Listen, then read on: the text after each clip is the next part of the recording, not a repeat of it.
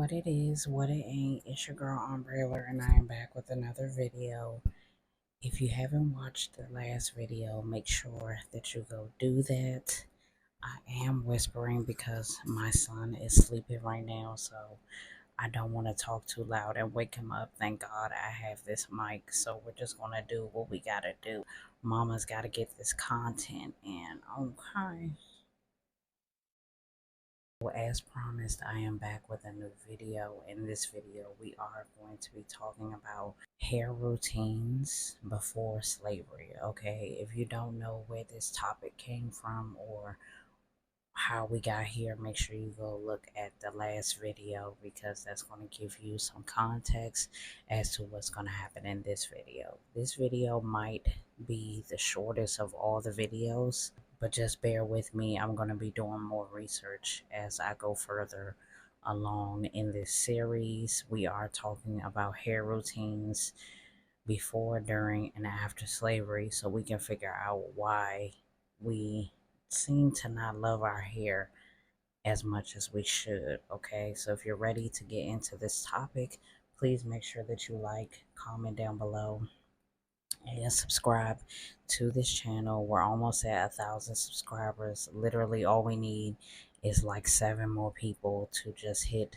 subscribe and we'll be there, meaning more content, more topics, more juiciness, more black excellence, more, okay?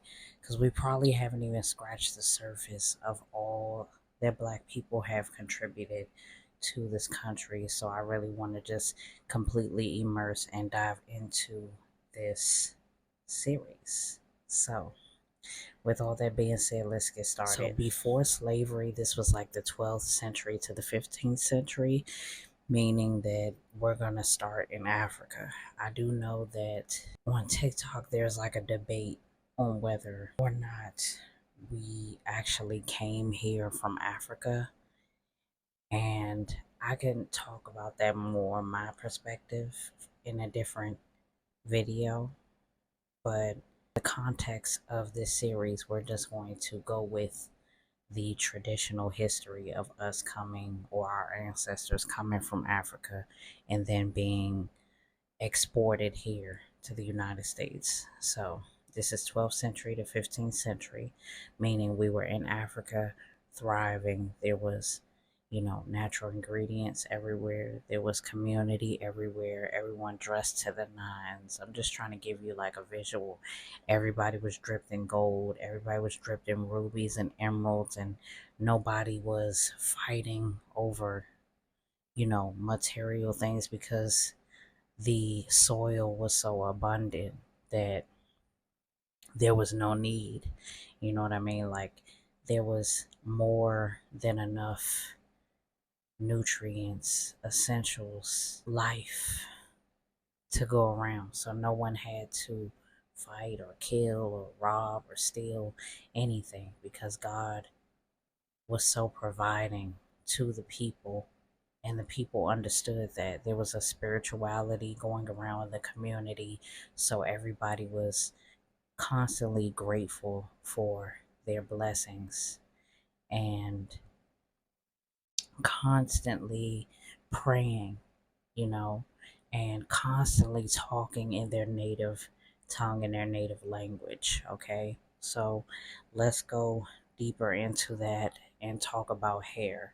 So as far as hair is concerned, there was natural oils, there was black soap, there was shea butter, like shea butter made especially just for our hair and our body, was natural herbs that was used to make hair masks. There was products straight from the earth were used on our hair, and not just the natural ingredients, but we're talking about the most detailed and intricate hairstyles. And I will be showing you guys pictures as we get into this, because we're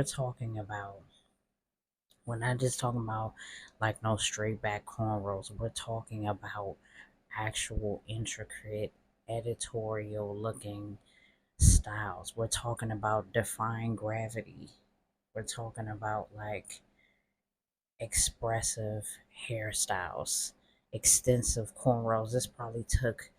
It probably took them really no time at all to do because they did it all the time. Whereas, like braiding styles now, it takes us like hours and hours and hours to do because think about it, we're like centuries and centuries out of practice from doing these hairstyles because it was so far removed from our routine. But back to the 12th and 15th century, this was something that everybody in the community did. All the elder ladies would come in and help with the kids' hair. We're talking about community. Like, everybody helped everybody. Everybody helped everybody. I can't reiterate that enough. It's not just about hair, it's about community. That's what's lost when it comes to black people. We've lost the community aspect. But back to hair. The hair styles that were done so intricate, so fly, so creative were based off of what hairstyle you had. It described your marital status. It described your beauty. It was a representation of freedom. It was a representation of wealth. Was a representation also of your tribe and where you were from. So it was just all empowering.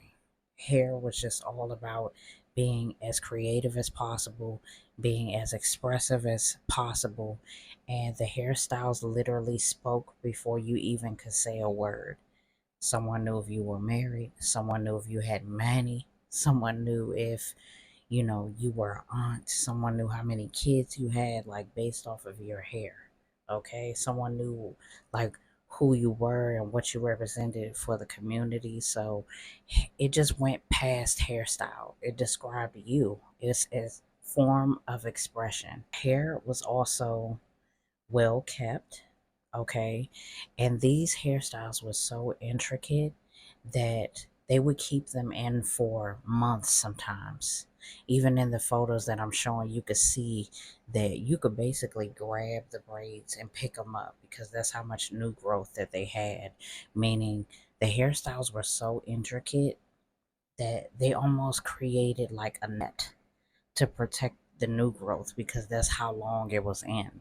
So women in the community would wash their hair weekly, sometimes monthly, or even yearly, depending on what was going on in the community or what their daily routine was.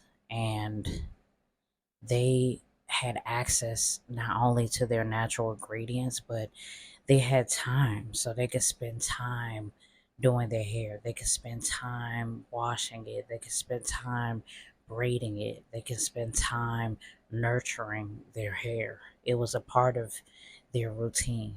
It was a part of their community. It was a part of their life.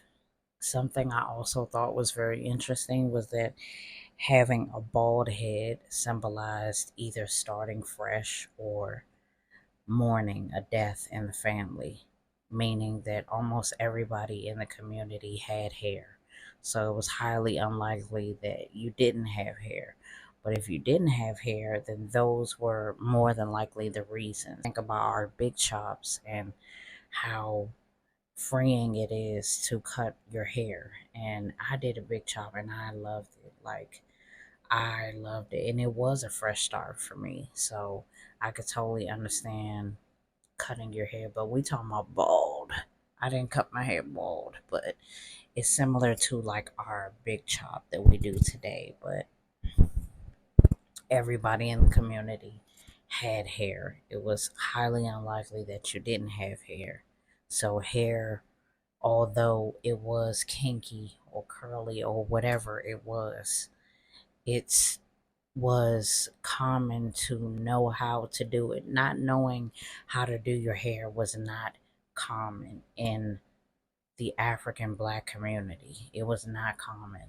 Like, I mean, we're talking about the hottest continent in the world doing your hair. Kinky 4C hair in the hottest continent of the world and completely making it not only manageable to just get through every day, but with the intention of it being an extension of you, an art piece. Like, everybody knew how to take care of their hair. It was taught. It was taught. It was broken down, and it just made me realize like how much that's not a thing anymore. And I remember learning how to braid with my sisters, and my mom showing us how to braid. And I just think about like how I grew up versus how like the younger girls are growing up these days, and you know, either knowing how to do their hair or just not liking their hair at all. And it just really makes me sad. But I want to make videos like this just to show us why we should be proud of our hair and why we should love it and why we should take care of it.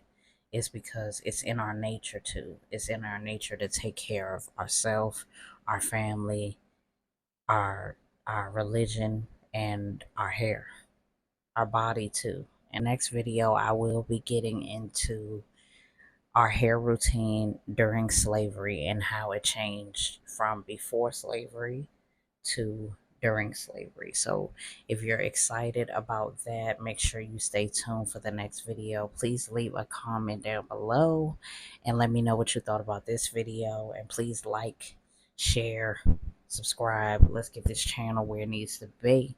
Okay? Thank you guys for being patient with me. It's Umbrella, and I'll see you in the next video. Bye.